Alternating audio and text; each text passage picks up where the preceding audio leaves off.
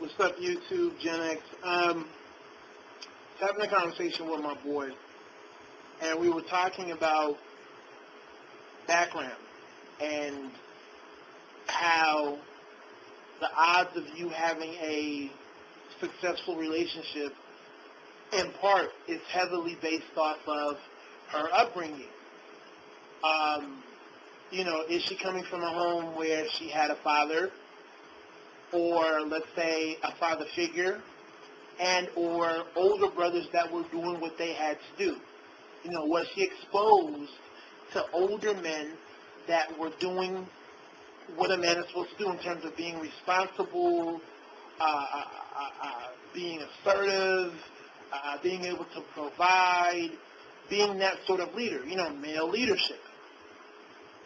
Did she grow up in that environment? Now, he's saying that I do understand how it wouldn't work with certain women if that's not in their background. But he's saying that we have to be careful not to throw away women that get it. They understand the whole concept of male leadership and why it's important. But for them, they weren't around it. And we went over our examples of women that we knew and women that we had in common that didn't necessarily come from homes where there was that male leadership, but they understood that it was important. So he had a good point there. But he said, but I told him, overall, you still have to be careful. See, the issue's not so much of does she even know what male leadership is? That's part of the equation. But also what's part of the equation is the idea of, or the whole concept of her being ready to give up some of the pros that a woman may enjoy by growing up in an environment where there's no male leadership. So she never really had to worry about the accountability that you may get from your father, your older brother, your uncle, in terms of what they expect you to do. Hey, you want me to love you, you want me to care for you, you want me to have your back, you want me to really do whatever you need so that you can be happy and do well. This is how you have to behave. So there's always going to be that certain element, that certain standard that is imposed on a young girl. Now, people can say that's unfair, but it's very fair. And my sister understands that as well. My younger sister especially. She knows that she has brothers and a whole bunch of cousins and, men that are doing what they're supposed to do that will, at the drop of a dime, give her whatever she needs so that she's doing okay. And in return, we know that she's holding herself to a certain standard. And if she falls off, we're going to hold her accountable. So it's a win-win, or it's an equal trade-off for both the girl, right, and the guy. But there's that element of accountability. There's that understanding that I can't do whatever I want to do. In order for me to reap the benefits of male leadership, I can't do whatever I want to do. So for a lot of girls, you see that idea of I recognize male leadership. Whether or not, I had it or not in my life, I recognize the pros of it. But when it comes down to me giving up the freedoms that I'm used to, I don't know if I can fuck with it, or I don't know if I can really buy into a system where there's male leadership and really feel like I can do well permanently. Maybe on occasion, but can I do this 24/7? That's how a lot of brothers feel when it comes down to that sort of, I met this cool chick, we get along well, I'm not really feeling the fact that she didn't really come from a home with male leadership. And you talk to brothers that have been in that sort of relationship, and there's that element of, we have good days, we have bad days, we have our days where it's kind of like we're functioning, and it's not looking like it's an issue in terms of her background, but then there's days where it's kind of like she's flying off on the deep end because she wants to do whatever she wants to do, but I'm telling her that it's not going to happen that way. You want my affection, you want my security, you want me to love you. This is what I need to see out of you. And there's that element of, I feel like I'm a caged bird. How come I can't do whatever I want to do? I just want to do me. And that's difficult. Just imagine a young lady who's, let's say, 27, and for her whole life, she's never really grown up around male leadership, even though she understands what male leadership is. That whole time, she's been used to not worrying about any sort of male accountability.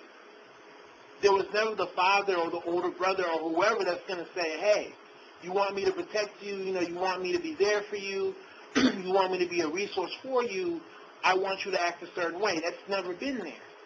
So she's pretty much got to do what she wanted to do.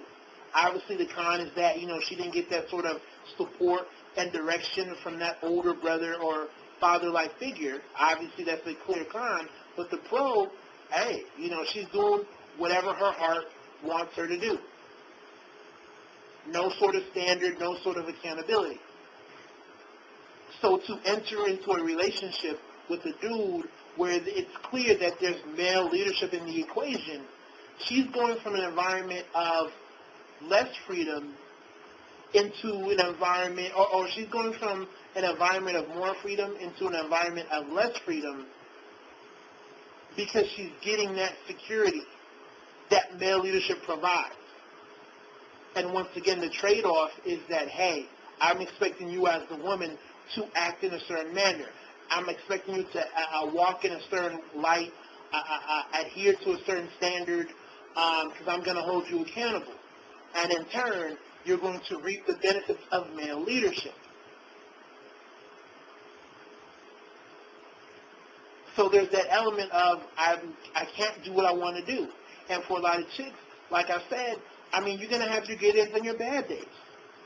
For you to sit here and expect for her to all of a sudden snap out of what she was used to, it's almost like a smoker. You talk to somebody that's addicted to cigarettes, and I think most people by now know what it can do in terms of lung cancer and overall health. But does that stop people that are just used to it?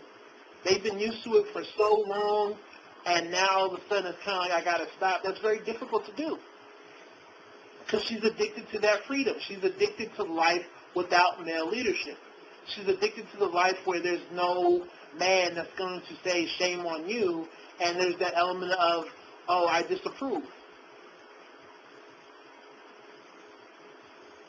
And that's hard to instill. That's hard to instill to a chick who is in her mid-20s, late 20s, I don't know, in her 30s. So, it's not about me being dismissive.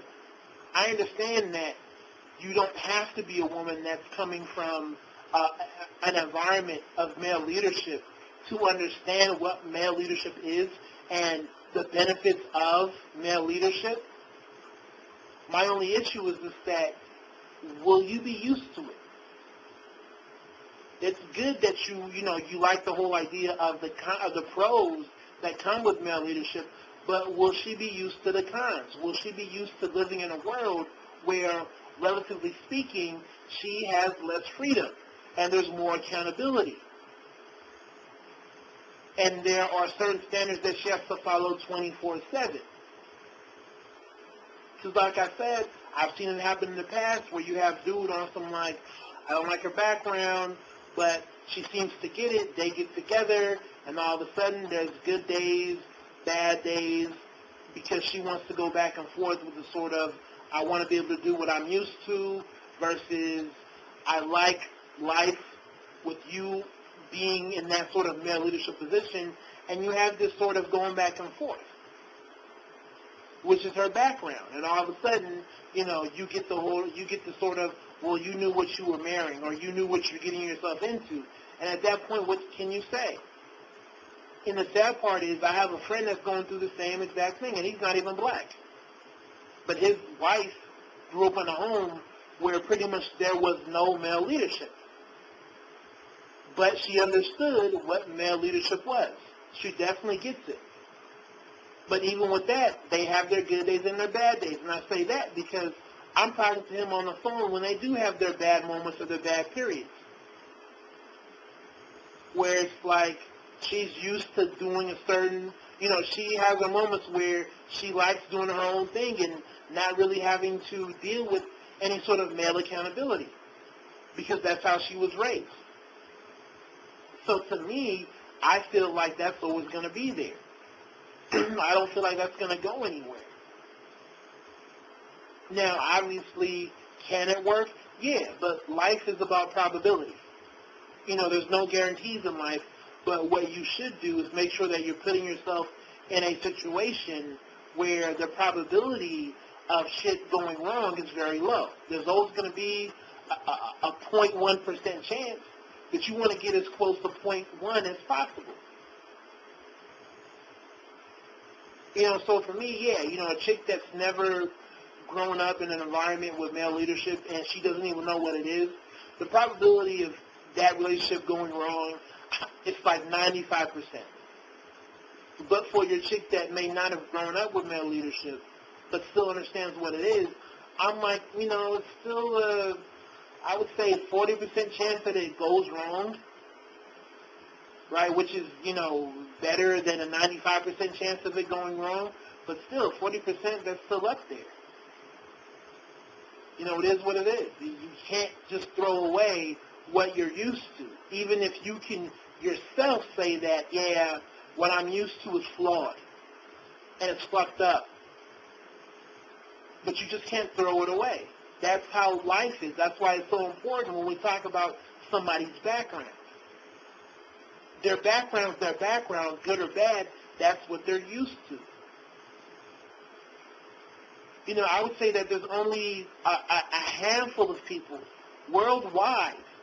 I don't care what culture, I don't care what continent, I feel like there's only a small handful of people worldwide that can actually, as an adult,